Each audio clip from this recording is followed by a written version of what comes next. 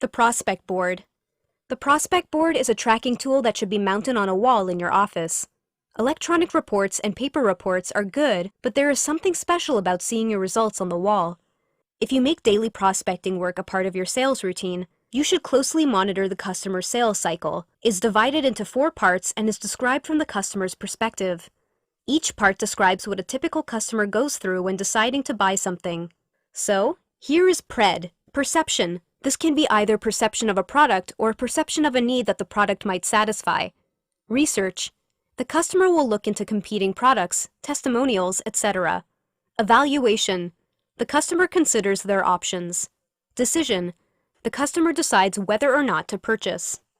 Paying careful attention to the second and third stages of the sales cycle will dramatically increase your sales efficiency and your income potential. As you can see, a prospect board is a date-driven tool that allows you to track all your opportunities, rank them according to your own sense of how likely it is that the sale will close, and remove inactive prospects from your high-priority list.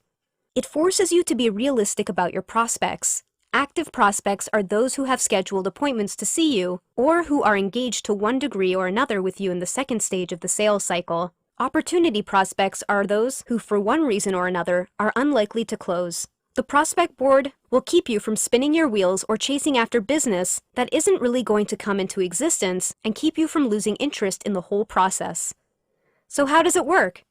It can be a whiteboard or an ordinary bulletin board, or it can be a portfolio with plenty of slots for cards, with 5 vertical columns, such as O, FA, 25%, 50%, and 90%. Have a look at this slide. O represents opportunity. These are the names and contact information of people and organizations you have not yet called. These are the people you are about to call. The information includes the specifics that have been entered into your database. This is not an active column, but represents people you should call. FA is the place where you leave cards and reflect a first appointment you have set but have not yet gone out on. No matter how promising the lead, how enthusiastic the call, no matter how much you have in common with the person on the other end of the phone, you can only put a card here when you have set up a face-to-face appointment. 25% shows you the current prospects you have met at least once, and with whom you feel you have a 1 in 4 chance of closing the deal within the next 2 months, or whatever the norm is in your industry. These are the people who are willing to meet with you, always a key indicator of interest. However, the 25% is still a guess you get better at as time goes on. Anyone you've had a meeting with, but who you honestly feel has a less than 25% chance of closing the sale, move them back to the O list. 50% identifies those with whom you have a 50% chance of closing the sale within the next month or so. Typically, the person in this column is interested in what you say, but has to get approval from above, must meet with a committee, or must decide based on a competitive bid. 90% are those who have a chance of closing within the next 1 to 2 weeks. Don't put prospects here too quickly, unless they say with determination some variation of, "We're going ahead with this." At any given moment, this column has the fewest number of cards in it. Please note, when a prospect becomes a customer, their name goes off the board. Each card should list the customer's first name, last name, email address, phone number, last activity, and next activity.